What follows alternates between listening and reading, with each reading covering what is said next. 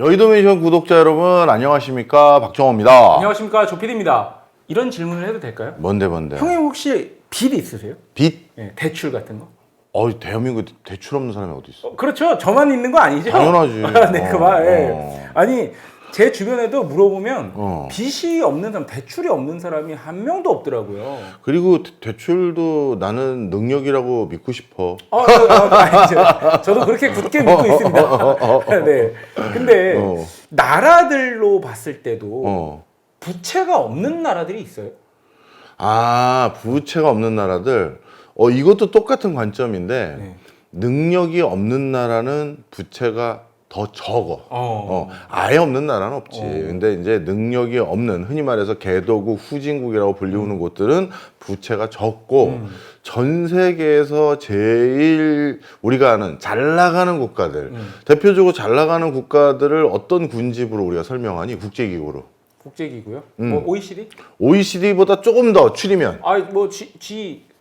세븐, 맞아. 그래서 이 G7 국가들이 전 세계에서 빚이 제일 많아. 그래서 오늘 그 빚 얘기를 좀 해볼까? 네. 자, 이게 2024년도에 IMF에서 통계를 하나 발표한 게 있어. 그 통계 내용을 보면 각 나라마다 빚이 얼마나 있느냐, 특히 절대적인 금액만 가지고 얘기하면 아무 의미가 없잖아. 네. 그래서 GDP 대비 빚, 부채 규모, 이게 이제 어떻게 보면 감내할 수 있는 수준이냐 아니냐를 가름하는 거지. 그렇죠. 그래서 이제 GDP 대비 그 나라 국가 부채 규모를 산출해서 순위를 매긴 게 있는데, 또 여기서 또 중요한 게 있어. 국가 부채라고 하면 말 그대로 중앙정부하고 지방정부, 지자체에서 빚낸 거, 요거만 빚으로 봐야 되는지, 우리나라로 따지면 약간 애매한 거 있지. 조단위 빚이 많은 한전, 예를 들어 석유공사, LH공사, 가스공사, 한전은 민영화됐다고 치면 이것도 좀 애매해지긴 하는데, 바로 그런 과정에서 이러한 공공기관에 대해선 또 포함시킬 거냐 안 할 거냐. 그런데 IMF에서 이번에 집계한 그 기준은 비영리 공공기관 부채도 포함시키자. 왜?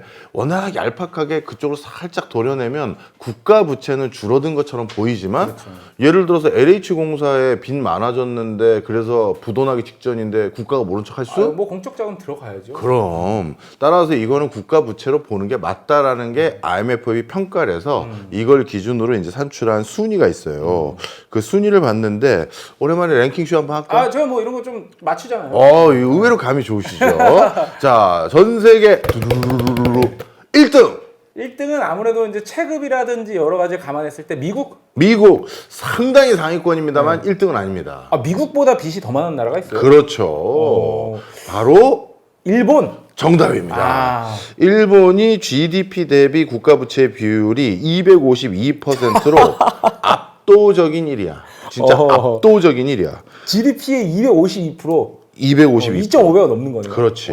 자, 그런데 2등이 이탈리아인데, 이탈리아는 왜 빚이 많고 이 일본은 왜 빚이 많은지 그 이유들이 다 달라. 네. 그런데 오늘 이 방송을 통해서 우리가 이걸 반드시 알아야 되는 게, 우리는 이 지경으로 가면 안 되거든. 그렇기 때문에 우리는 얘네들이 왜 이렇게 많아졌구나라는 걸 확실히 보면서 그걸 바탕으로 우린 관리를 해야 되는데, 우리 여의도메이션이 이탈리아 방송이 아니에요. 그럼 결국은 우리가 중요한 거잖아요. 그럼 일본은 당분간 압도적인 1등을 계속할 것으로 보여지고 2등부터 거의 몇 등이냐, 이게 한 8, 9등까지가 도토리 키재기야. 한 100% 이상부터 한 130% 왔다 갔다 하는 그 사이에 다 몰려 있는데, 2등이 이탈리아.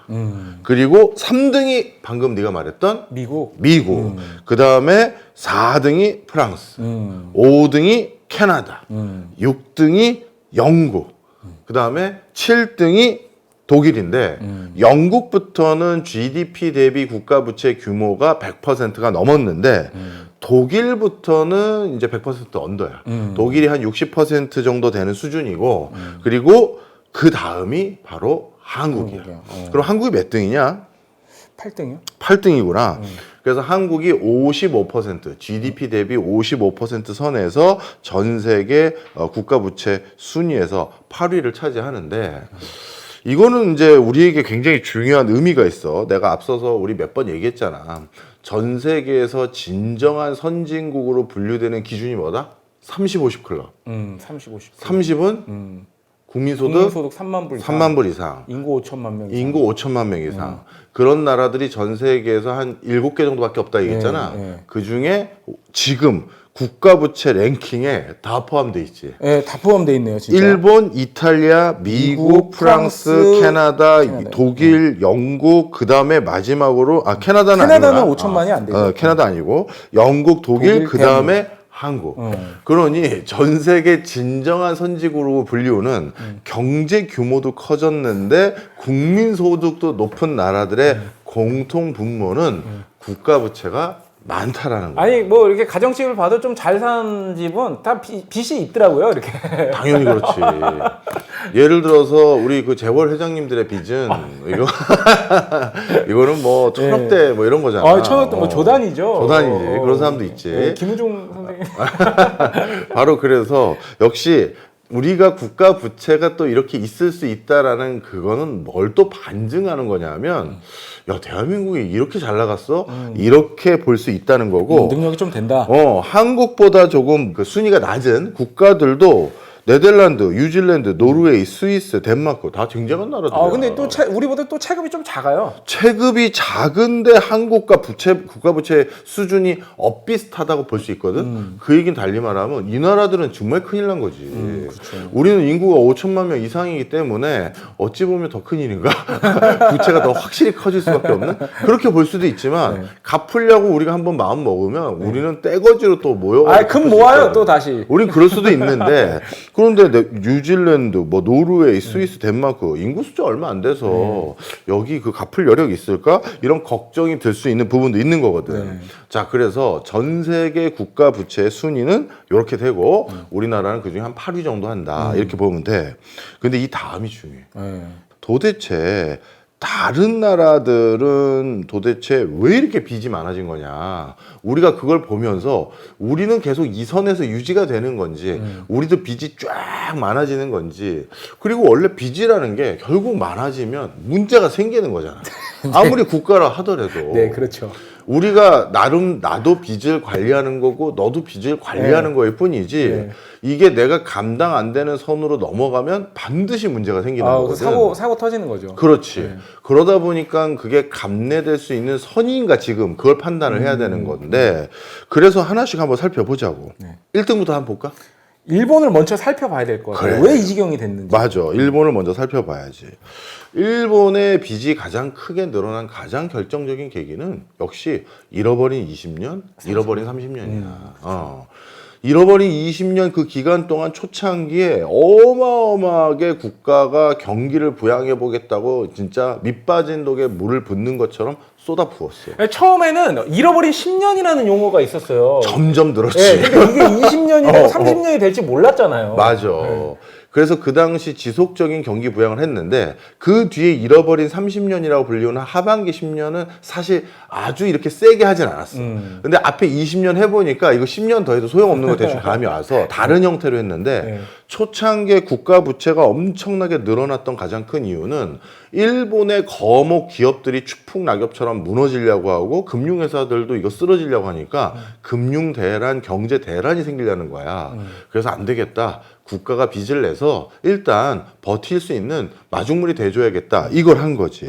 그런데 이 과정에서 일본 사회에 이 부채를 갚아가면서 계속 돈을 좀 다시 쓰고 또 갚고 다시 쓰고 한 게 아니라 누적되게 만든 이유는 이게 우리나라에게 정말 중요한 시사점을 주는데 고령화 때문이야. 고령화.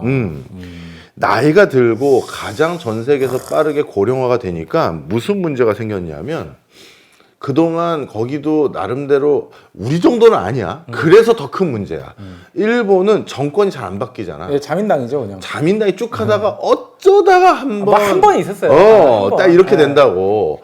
근데 자민당도 자기들이 계속 정권을 유지하기 위해서 국민들에게 약속했던 게 있어. 연금 더 드리겠다. 연금 확실히 드리겠다. 덜 내셔도 된다. 이거 고수할 거다. 근데 전문가들이 계속 이거 더 내지 않고선 연금 나중에 못 주는데요. 했을 때마다 아니다. 우리가 어떻게든 대안을 찾아보겠다 하면서 자신들의 정권을 유지하기 위한 명맥의 그 어떤 명분으로 이 연금과 그 다음에 뭐 의료비 이 두 가지 지출을 계속 국가가 감내해 왔던 게 많았던 거야. 그런데 이게 고령화가 되면서 더 누적됐겠지. 계속. 그리고 앞으로 더욱더 쌓여만 갈 게 이건 인구 구조 때문에 생기는 지출이잖아. 그렇죠. 그러니 이거는 시계열적으로 빚이 더 늘어날 수밖에 없는 상황을 고치지 못하고 있는 거야. 예정돼 있잖아요. 예정되어 있는 미래지. 그러다 보니까 이게 일본의 국가 부채가 늘어난 가장 주범 중에 하나고 두 번째가 또 의외일 거야. 제로금리야. 제로금리. 이게 왜 그러냐면 이런 거지. 국가가 빚이 계속 늘 수밖에 없어. 그리고 줄일 수 있는 방법을 못 찾아. 뭐 선거 때문에 더 빚이 늘 수밖에 없는 것도 있지만 아까 말했던 연금, 의료비 지출 이거 계속 늘 수밖에 없고 또 새로운 산업에 또 국가도 뭔가 투자를 해야 되잖아. 기업들과 같이. R&D 해야 되고. 그럼 그 새로운 산업에 또 투자를 또 해야 되고 그럼 기존 산업은 버리나? 아니죠. 거기 기존 산업에 일하고 있던 사람들 있잖아. 그렇죠. 그럼 거긴 거기대로 연명할 수 있게 기회를 줘야 되고 또 새로운 대안을 찾을 수 있는 버틸 수 있는 여들을 줘야 되고 그러니 돈이 계속 더 드는 거야. 그 새로운 산업에 투자한다 그래서 또 당장 돈이 나오는 것도 아니에요. 그렇죠. 그래서 얄팍한 생각을 했어. 정부가 이제 원금 갚는 건커녕 이자도 감당이 안 되는 거야. 그래서 그 이자를 줄일 수 있는 방법이 뭘까 고민하다가 네. 뭘 했다? 금리를 없애버리는구나. 그렇지. 그 이자는 사실 국가가 정할 수가 있잖아. 네. 그래서 국가가 제로금리 심지어 뭐까지 갔어? 마이너스 금리까지 간 거야. 약간 그 튀르키예 느낌이 에르도안 정책하고 약간 그런 냄새가 나는데. 맞아. 네. 자, 그래서 제로금리까지는 그렇다 쳐. 그랬더니 이제 정부에게 돈 빌려준 사람들은 입이 뿌리 대빨 나온 거지. 아니 국가가 급하다고 국채 돌리고 지방채 돌리고 공채 돌려서 공사채 돌려서 일부는 대부분 국가 빚을 국민에게 얻었거든. 그래서 국민들이 다 돈 빌려줬는데 갑자기 국민들에게 뒤통수 친 거지. 그러니까. 저금리, 제로금리를 만들어 버렸어. 그러면 뭐야 이거? 우리 이자 안 나오는 거야? 이자 다 빌려줬는데? 이제 없대. 그러다가 이걸로도 해결이 안 돼. 그래서 실질 금리를 마이너스로 바꿔버렸어. 그러니까 마이너스 금리라는 건 쉽게 얘기해서 은행에다가 보관료 내면서 내 원금 바꾸는 거잖아. 원금 까지잖아요. 원금 까지는 거지. 그런 상황까지 돼버리니까 이렇게 만들어서 어떻게든 돈을 쓰게끔 만들려고 했는데 사람들이 초고령 사회가 되니까 진짜 돈을 안 써. 그리고 이자를 좀 받을 줄 알고 돈을 맡겨놨는데 이자도 주니까 내가 무슨 돈이 있어서 쓰나 이렇게 돼버린 거야. 그래서 결국 디플레가 왔잖아. 이 디플레가 오니까 또 문제가 생겼어. 본인들은 제로금리 맞추고 마이너스 금리까지 선택하면서 그걸로 돈을 쓰게끔 만들려고 했던 건데 그리고 이자 부담을 정부가 좀 줄이려고 했던 건데 그것 때문에 디플레가 유도되니까 자 디플레 너 인플레가 약하잖아. 네, 디플레 잘 굉장히 기억해. 네. 자 그러면 디플레가 생기면 내 부채 부담이 커진 거야 줄어든 거야? 디플레이션이 오면은 내 부채 부담은 작아진 거죠. 아이고 하느님 자 봐봐 내가 너한테 빚을 냈어. 네. 빚을 내서 빌딩을 샀어. 네. 너한테 빚을 100억 냈어. 네. 그래서 100억짜리 빌딩을 샀는데 인플레가 왔어. 네. 이게 150억이 된 거야. 올랐죠. 그럼 나는 너한테 빚 100억 갚을 게 있고 그렇죠. 근데 내가 이 빚 100억을 얻어서 빌딩 150억을 산 거잖아. 네. 그럼 나는 일단 내 자산은 얼마가 된 거야? 150억이 됐죠. 150억이 됐지?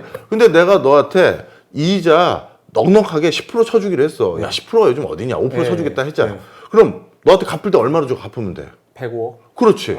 그러면 나는 한 푼도 없었던 사람인데 너한테 100억 빌려서 150억짜리 빌딩 주인이 됐고 그리고 너한테 돈 갚을 때는 105억만 갚으면 되잖아. 인플레이션이 와야지 좀 유리한 부분이 있구나. 그렇지. 예. 그러니까 정리를 하자면 네. 인플레이션이 유발되면 채권자와 채무자 중에 누가 유리한 거야? 인플레이션 오면 채무자가 유리한 거죠. 그렇지, 정답이지. 채무자는 그걸 돈으로 가지고 있는 게 아니라 사업을 했던, 그렇죠. 물건을 샀던, 뭘 했던 했을 거 아니야. 네.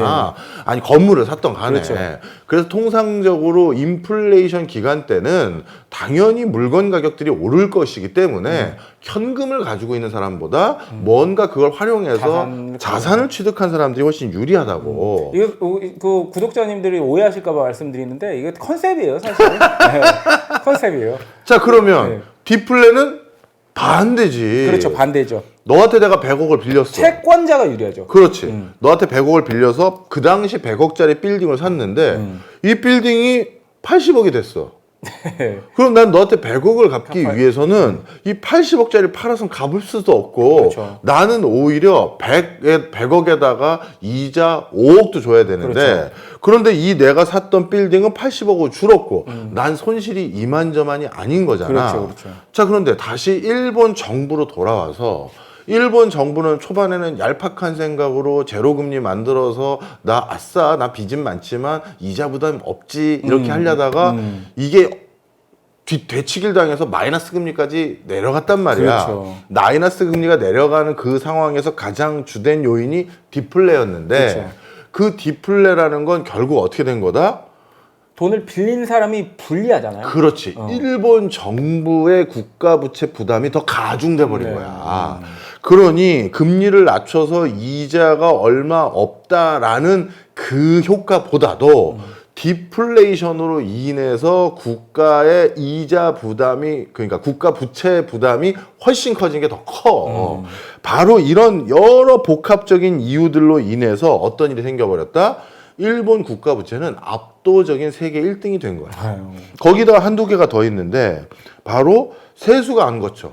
초고령 사회가 됐는데 누가 세금 내고 누가 그렇죠. 적극적 경제 활동 하나. 생산 가능 연령이 이제 보통 15세에서 한 64세 정도로 보는데 그 줄잖아요. 다 나이가 많아지니까. 맞습니다. 그래서 세금은 안 거치는데 돈은 더 써야 되고 그리고 또 그 사이에 자연재해 큰 게 두세 건 있었어. 예. 후쿠시마 원전 사태인 동일본 대지진 2011년. 예, 그 전에 고베 대지진도 있었고. 그건 이제 한참 전이라 한참 치고. 전이요. 그래서 최근 이제 국가 부채가 문제가 됐던 시점에는 2011년에 동일본 대지진에서 후쿠시마 원전 사태 터진 거, 그다음에 코로나19 등등. 바로 이런 것들로 인해서 추가적인 또 재정 지출까지 엄청나게 높아지다 보니까 일본은 정말 어마어마한 국가 부채로 허덕이는 국가가 됐어. 그래서 여러분 놀라지 마십시오. 가장 최근 통계를 보면 어설픈 특허 말고 탑 특허, 네. 전 세계에서 이건 진짜 부가가치를 많이 창출할 수밖에 없는 원천 특허와 관련 원천 특허급입니다. 이런 특허 개수는 지금은 한국이 일본보다 최근 출원한 게 더 많아. 이 얘기는 초고령 사회를 우리보다 더 먼저 걸어간 일본은 이런 연구하는 사람도 없어진 거야. 물론 한국도 정해진 미래가 일본처럼 될 수도 있지만 심지어 더 심하잖아요. 지금 그래프 그렇지. 상으로만 봤을 때는. 그렇지. 하지만 아직까지는 오히려 한국이 더 많아진. 그러니까 약간 역전된 시기가 된 거지. 자, 일본 얘기 쭉 해줬는데 느낌이 어때? 이것들 중에서 우리나라의 국가 부채를 가중시킬 요인들 몇 개 꼽히는 거 있어? 당연히 있죠. 뭐 고령화가 있죠. 고령화. 맞아. 네. 이 부분이 우린 더 큰 문제인데 네. 우리나라는 고령화 속도가 일본의 배 이상 빠르거든. 그러면 손쓸 내야 손쓸 수 없을 수준이 빨리 도래할 수가 있어. 네. 그게 이제 하나 또 문제가 되고 그 다음에 또 뭐가 있을까? 우리나라도 세수 부족을 꼽아야 돼. 세수 부족. 똑같이 고령화로 인해서 왕성한 적극적인 경제 활동 안 하잖아. 그런데 우리나라의 세수 부족은 또 한 가지 문제가 있어. 뭐냐 하면 우리나라는 항상 선거가 51대 49, 50점 얼마 대 49점 얼마 이렇게 끝난단 말이야. 네, 맞아요. 그러다 보니까 무슨 문제가 생기냐면 양쪽 다 국민들에게 인심을 얻기 위해서 제일 많이 하는 게 세금을 깎아주는 거. 그럼 이 세금을 깎아주는 건 지금도 국가 부채를 더 갚아야 되는데 어떻게 갚지? 그리고 세금을 깎아줬을 때 내가 이제 오늘은 일본 얘기해 주지만 앞으로도 또 그 다른 나라 얘기할 때 뭐 국가 부채를 오히려 세금 깎아줬더니 경제가 활성화돼서 뭐 소비도 늘고 투자도 늘고 고용도 늘어서 그래서 국가 부채를 더 잘 갚게 됐습니다. 고령사회에 진입한 국가들 중에 그런 사례가 없어. 그러다 보니까 이런 것들 모두 다 우리나라에 안 맞는 구조인 거야. 그러니까 우리나라도 똑같이 직면할 구조인 거지. 게다가 또 뭐가 있을까? 장기적인 경기 침체. 우리나라도 이제 슬슬 경제 성장률이 낮아지니까 뭐 경기 침체까지는 아니더라도 세수 확보가 어려워지는 부분 그대로 있을 거고, 그러면 이런 것들은 분명 우리에게 큰 부담이 그대로 이어지는 거지. 그렇죠.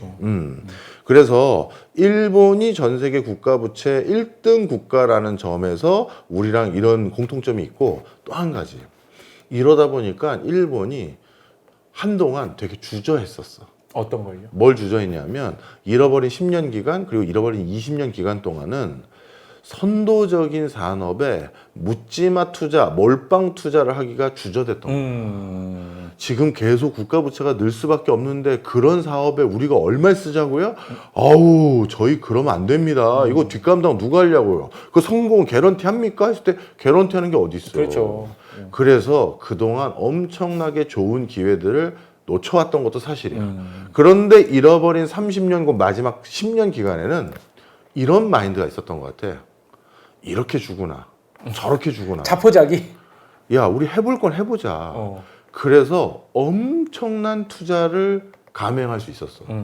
그런데 그것 때문에 지금 조금 반등하는 거 아니냐라는 평가는 받지만 나는 그래도 일본 경제는 꺼져만 가.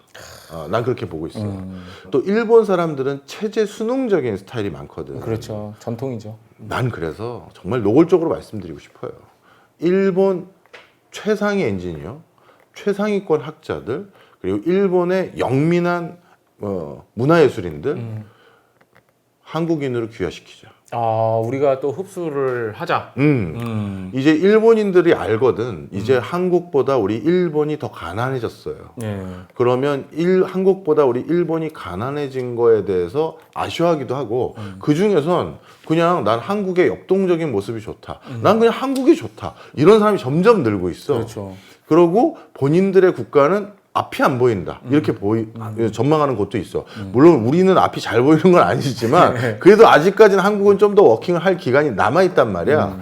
그러면 그 일본의 우리 유력한 어떤 뭐랄까 우리나라와 같이 힘을 합쳤을 때 득이 될 수 있는 사람들은 역량 있는 사람들 그렇지. 적극적으로 좀 이렇게 유치하는 그런 정책이 필요하다는 말씀이신 것 같아요. 그렇지. 그리고 우리 청년들과 달리 일본은 우리보다는 그래도 아이를 좀 낳으려는 습성이 있어. 그래요. 그리고 결혼에 대해서도 우리보다는 선호도가 있어.